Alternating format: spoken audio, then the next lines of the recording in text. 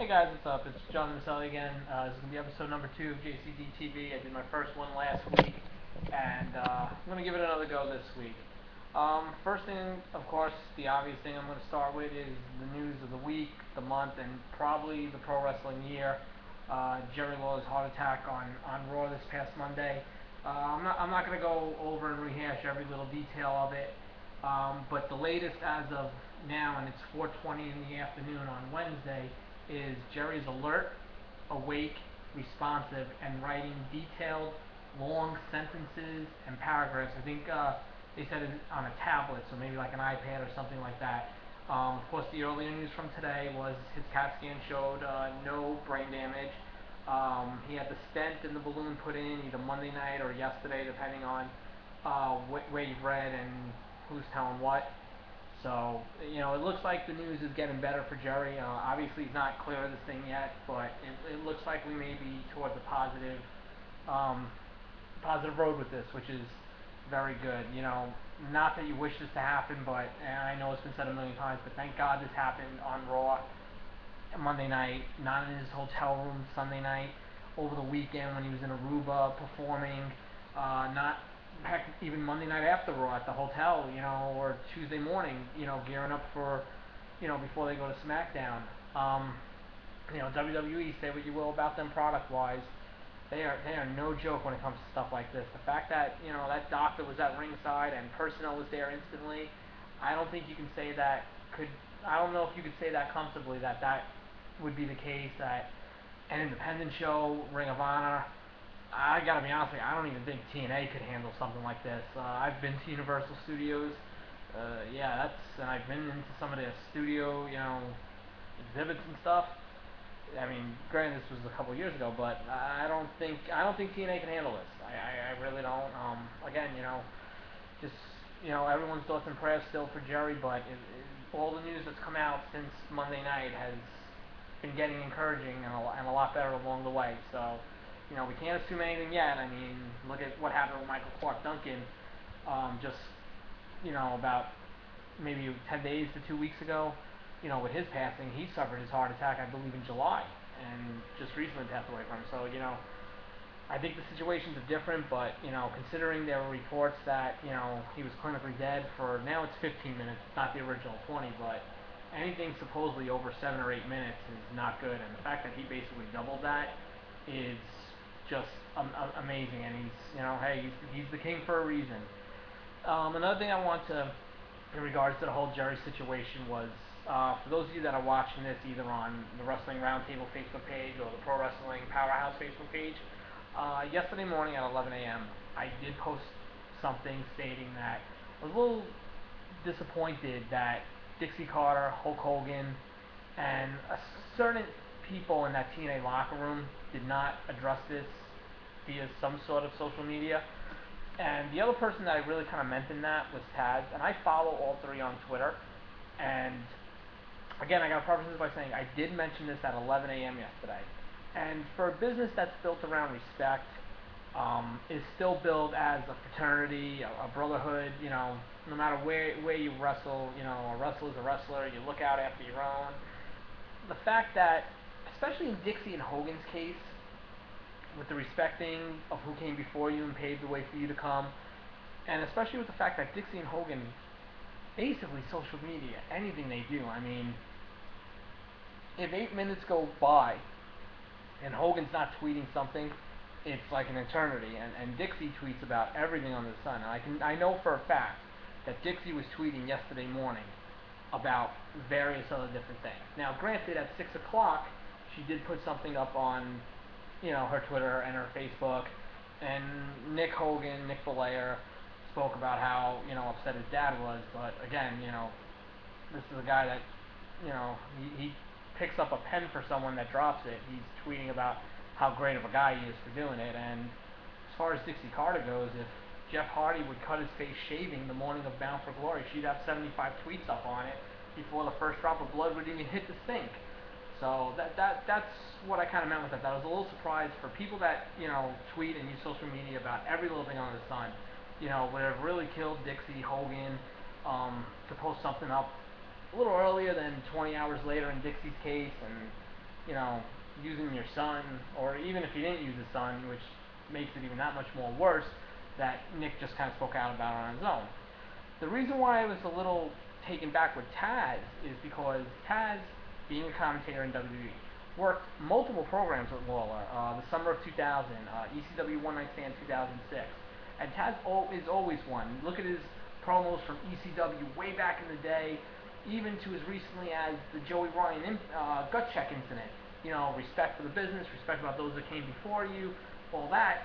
For Taz not to even throw, you know, something up Monday night and this and that was just a little, disappointing to see from the three of them. The two being the big figureheads of the company, and Taz being the guy that, you know, preaches about everyone needing to respect everyone else. So it was just a little disappointing on that. So I just want to maybe explain what I tried to put words on a computer screen about.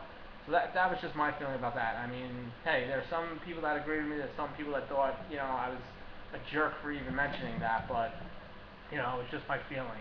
I mean, I don't want to state the obvious, but Michael Cole, just under the circumstances, I can never imagine having to go through what he went through, the way he was able to deal with everything, and I even saw him on Fox and Friends this morning, and the fact that he was still able to keep his composure.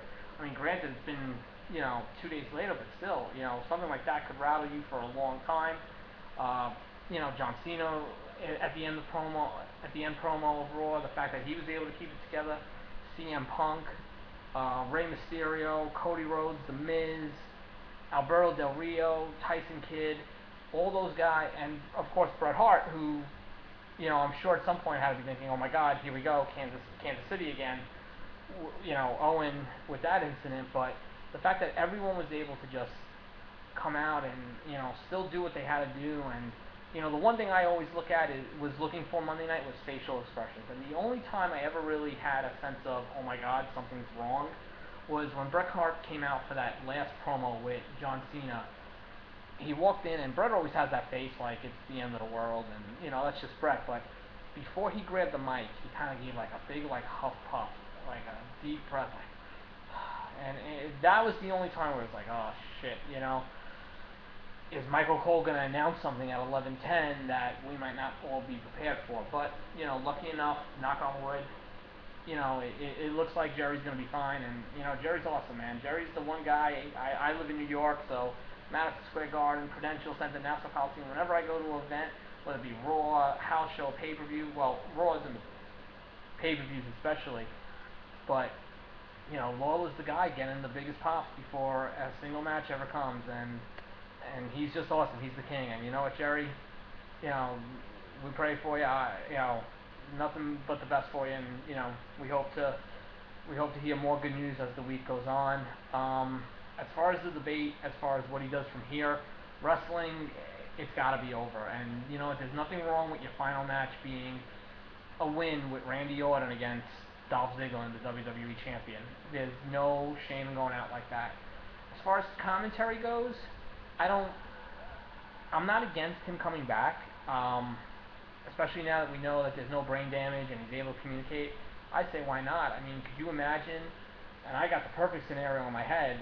Could you imagine right before the WrestleMania 29 promo video starts, Lillian Garcia or Justin Roberts says, "Ladies and gentlemen, please welcome your commentator for this evening," and Lawler's music hits, MetLife Stadium, there's no roof on it, but whatever would be there would be blown off with the reaction Lawler would get on it. So that's my take on, you know, the Lawler situation. You know, moving on. As hard as it was this week to do, TNA No Surrender. Great pay-per-view as far as in-ring quality work goes. A little confusing about some of the outcomes. Obviously, the two obvious ones that stick out is Jeff Hardy beating Bully Ray in the Bound for Glory series finale, and the fact that James Storm did not win the Bound for Glory series. I always was of the mindset that Rude Storm had to be for the title. That had to be the end game of that feud. You know, and anyone that you know is like, no, it's too personal. Well, let's look at it again. Kurt Angle beats Bobby Roode at Bound for Glory last year. That's a whole other different blog for another day as to what was wrong with that. You go on to the following Impact, James Storm beats Kurt Angle for the TNA title. I think 2 weeks later, they do Rude Storm. Rude turns heel, wins the title, goes on. Doesn't touch Storm until April at Lockdown. And Lockdown was one of those few times where the screwjob ending actually worked. When he kicked Rude out of that cage, that was perfect. That was perfect justification for an eventual rematch. You know, you could have had Rude play, no, screw you, I beat you, I don't care what the circumstances are, you gotta earn it. Storm would win the Bound for Glory series. Rude had no choice to face Storm. I even liked what they did with the, oh my god, I'm gonna go home. You know, I had him, and I couldn't pull the trigger on it. That was another great way to look at it. Comes back at Slammiversary, jumps right into the Bound for Glory series. The only thing I didn't like about Storm in the Bound for Glory series was he shouldn't have been the leader from the start. He should have been mid-pack and maybe kind of last week fought his way into the little four-man tournament. I thought that would have worked, and then winning it. But as we know, Rude returns from his little, I don't know what I'm going to do with myself sabbatical, and cost the Storm the title. Okay, Hardy, Bully Ray in the finals. As long as that little head scratching as that was, you figure with the news that Bully Ray had resigned, you know, you figure, all right, this is going to be Bully Ray's time, and it makes sense. Jeff Hardy's injured. There's the built-in excuse. Bully Ray loses.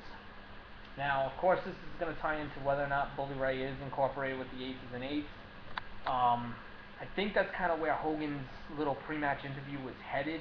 That they're starting to know that he might be. But we'll see what happens. Hardy Aries, while it's going to be a great match, and this is not a knock on either of them, I don't know if I'm taking that at Bound for Glory. I've heard rumors of maybe Bully getting added in a three-way. It makes no sense to do, and under any circumstances. Even if Bully is revealed as the leader of Aces and Eights, why would you reward him and put him in the title match? It would have made more sense if Bully would have beat Jeff Hardy, and then they turn around and say, you know what, Hardy was injured, Aces and Eights cost Hardy the spot, we're going to give Hardy a shot as well, make it a three-way. That would have been fine. That kind of ties into tomorrow night's Impact. I think starting tomorrow night, and I know we've got like 4 or 5 weeks until Bound for Glory, but you need to start tomorrow night, TNA, convincing people why Austin Aries, Jeff Hardy, by itself, makes sense for Bound for Glory. I mean, Bound for Glory is going to be good. It looks like it's going to be stacked. You're going to have Robert Roode and James Storm. That's fine. You're going to have some combination of Hogan, Sting against Aces and Eights, and you're going to have this world title match, and you'll probably get some sort of phenomenal tag title match. You know, maybe you get something with Angle and Styles, maybe you get something with Joe, maybe Van Dam. That would have been a great spot for Jeff Hardy. Rob Van Dam and Jeff Hardy against Christopher Daniels and Kazarian. I mean, those matches could have been phenomenal, but they're not going that route, so we'll see where TNA goes from there. I'm sure there'll be something great with the X Division. I would imagine at some point we got to be getting close to some sort of payoff for Kenny King. I mean, he went from, you know, one of the hottest guys around to he hasn't been around in a couple of weeks, and I understand Zema Iron and Jesse Sorensen might be the end game for the X Division, but I guess it's obvious with Bobby Roode and James Storm, the obvious end games aren't what TNA is going to do. So who knows where the X Division is going? Who knows where the Tag Division is going? Same thing. I'm sure the Knockouts will have a spot, and a lot of the Aces and Eights stuff. I'm sure the reveal will happen there. You know, as I said last week, maybe you get something with Abyss, Joseph Parks in a dual personality thing. Jeff Jarrett probably be involved. I would imagine Bully Ray's going to be involved. Luke Gallows, Wes Briscoe's obviously the guy with the long blonde hair. How they haven't put that together yet, because of the fact that he spoke to Angle in the locker room like 2-3 weeks ago, makes no sense whatsoever. But that's the only negative you can do with the feud. But, you know, the most important thing TNA has to do tomorrow night, obviously Storm and Rude's going to tell their story. Sting and Hogan, Aces and Eights, they'll tell their story. You've got to start really building Aries Hardy for this pay-per-view, especially if it's going to be the main event by itself. Now, moving on, Raw, I can't even begin to touch Raw because it was obviously overshadowed, but, you know, if you can put everything that happened with Lawler past you now, especially with it coming out that it looks like he's going to be okay and things are going to be alright with him, watch the John Cena CM Punk segment again. I don't know what it is about The Rock, CM Punk, that they bring out the best in Cena, but I would never have thought in a million years CM Punk would get owned on the mic by John Cena at all, ever. And that's exactly what happened Monday night. John Cena went somewhere completely different. I don't even think he went there during his promos with The Rock, to be honest with you, and just turned on what is probably his best promo ever. Night of Champions is this Sunday. You got you got Caitlyn against Layla. Layla's gonna retain. Who cares about this feud? To be honest with you, I understand the botch at the Battle Royal a few weeks ago, but you've had opportunities to put even that, and you didn't. So Kane and Daniel Bryan against the R-Truth and Kofi Kingston. I think they did this backwards. This should have stayed Truth and Kofi against Primetime Players. You have Primetime Players win. Then you force Kane and Daniel Bryan to team up. Have Kane and Daniel Bryan beat the Primetime Players. Then you've got Ray and Sin Cara are supposedly going to be teaming hardcore, especially to lead into what's going to be their program for WrestleMania. I've heard rumors of a tag title run for them. You could have went that way, although I guess you could go Kane and Bryan beating Truth and Kofi, and then the Primetime Players beating Kane and Bryan, and then losing to Cara and Ray. I mean, I guess that makes sense. Who would have thought, though, even 6 months ago, we'd have, potential tag team division plans. It's a good sign. Antonio Cesaro against a Battle Royal winner on the pre-show. I'm going with Zack Ryder in this only because he's really the only guy to make sense for Cesaro to retain. I don't want to see Santino again, whatever the stupid thing is they're doing with the Cobra. I don't think Brodus Clay can afford it. Sandow doesn't need that spot. Barrett doesn't need that spot. Ryback doesn't need that spot. I'm gonna go with Ryder on that. I'm gonna go with Cesaro to retain. Sheamus against Alberto Del Rio. I feel that this has gone one pay-per-view too long. It's time to shit or get off the pot with this feud. Either put the belt on Del Rio, and then this way you can at least justify it going into Hell in a Cell, or just move on. Have Sheamus just beat him with the cloverleaf, and then move on to someone else. I have a feeling Sheamus is going to use the bro kick. This is just strictly my opinion. That Sheamus is going to use the bro kick. Booker T is going to come out, disqualify Sheamus, and strip him of the title, which will lead to the rematch at Hell in a Cell. Again, Dolph Ziggler versus Randy Orton. I don't think there's any reason why Ziggler should not be going over in this, especially with Randy going off to film 12 rounds. And John Cena against CM Punk. You know what? Up until last week, I would have swore that John Cena was going to win the title, but I think with the Paul Heyman factor now, I think Heyman will lead to Punk retaining.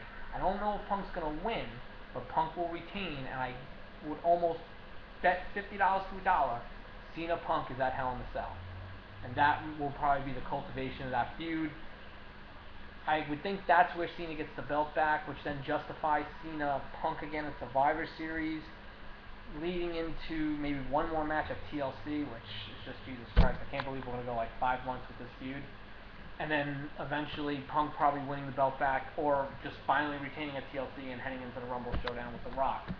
So that's Night of Champions, No Surrender, Impact, and of course, like I said, what's probably going to be the wrestling story of the year, Jerry Lawler's heart attack on Raw. That's all for this week. I'll be back next week with a Night of Champions review. Review Impact, and again, hopefully, we'll have even more encouraging news about King. So again, this is John Emiselli, JCD TV, signing off.